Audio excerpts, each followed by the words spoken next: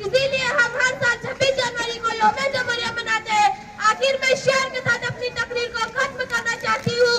ना पूछा जमाने से कि क्या हमारी कहानी है, ना पूछा जमाने से कि क्या हमारी कहानी है, हमारी पहचान तो सिर्फ यह है कि हम हिंदुस्तानी हैं।